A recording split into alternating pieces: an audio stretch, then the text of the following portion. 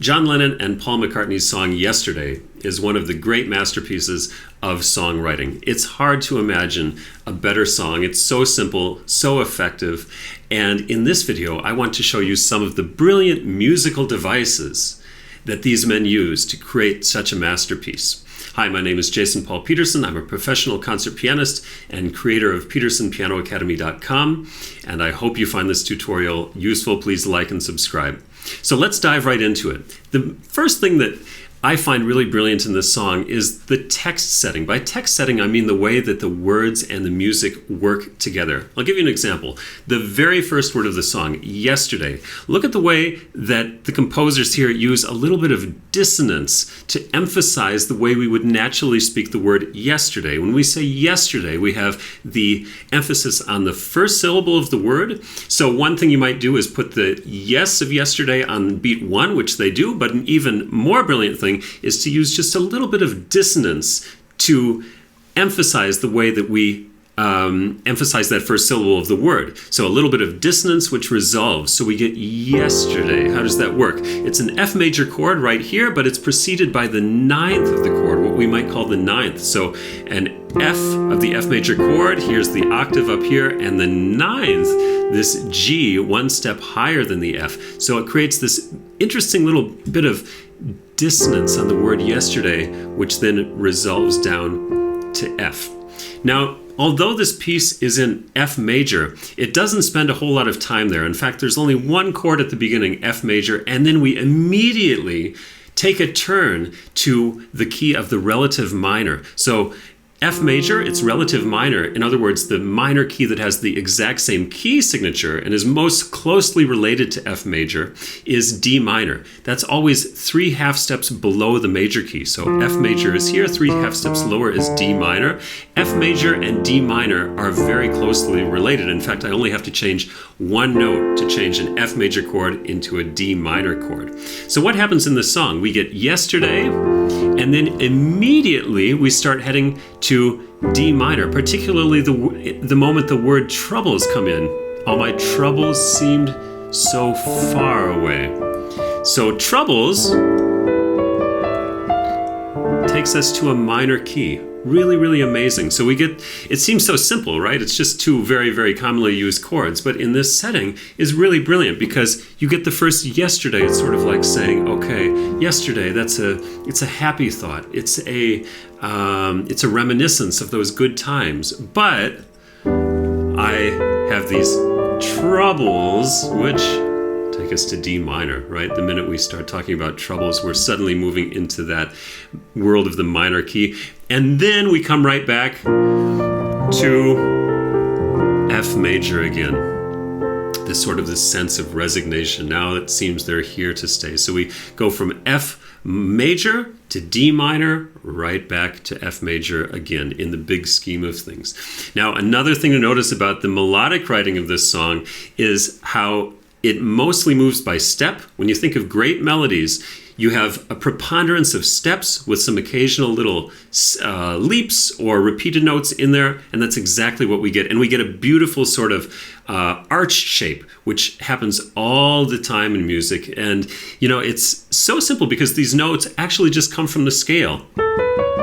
All it is a scale going up and right back down again. So super simple, and a couple notes, repeated notes at the beginning, this switch to minor, and a very stepwise melodic structure with a couple repeated notes at the beginning and the end. Notice actually the symmetry there, the repeated notes at the beginning of the phrase, 2 Fs, and then the beautiful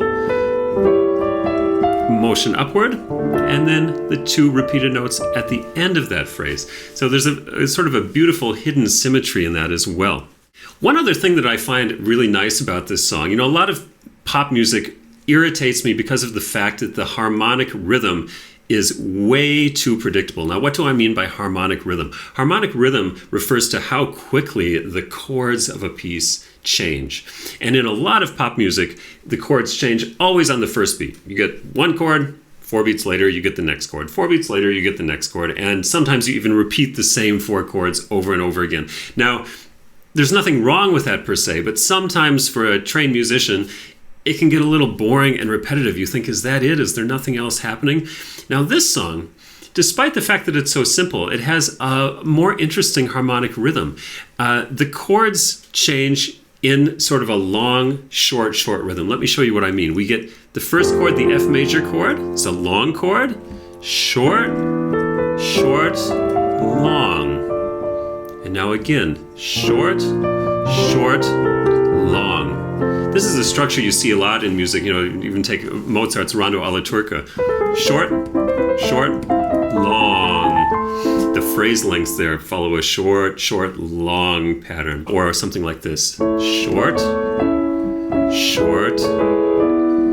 long phrase.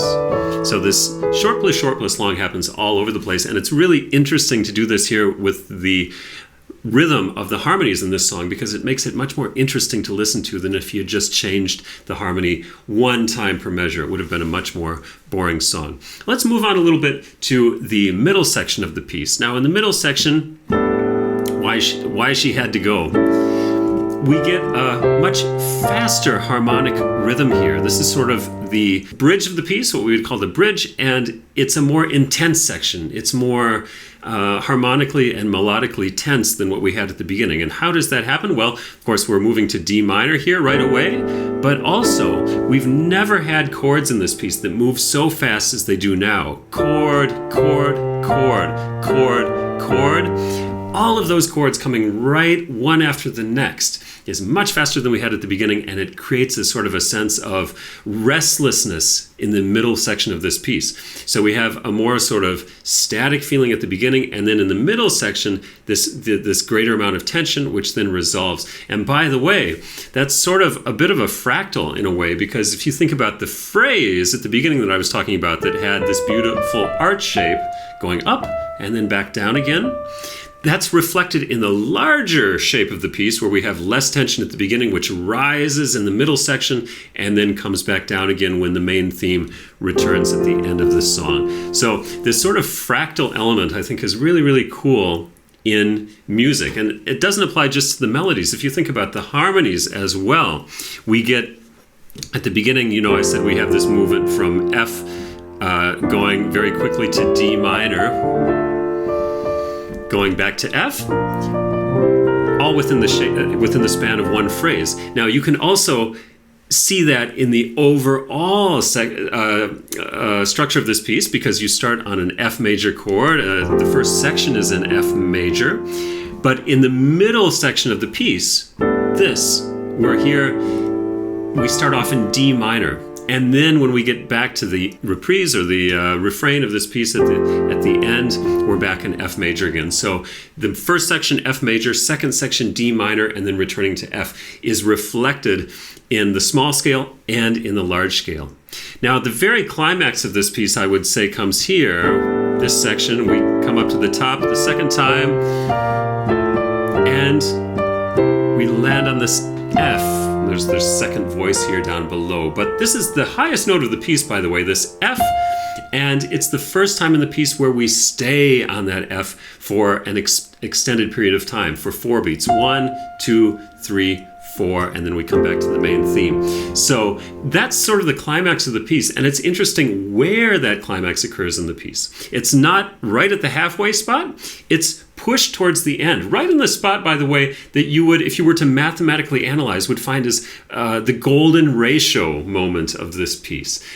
Great composers often do this. They postpone the climax of the piece until shortly before the end of the piece, not too close to the end, but right in that golden ratio area. And this is a brilliant thing to do by John Lennon and Paul McCartney, because it keeps that tension pulling along until close to the end of the piece. It's just like in a film. You can't have the climax of the film halfway through the film, or the rest of the film is pretty boring.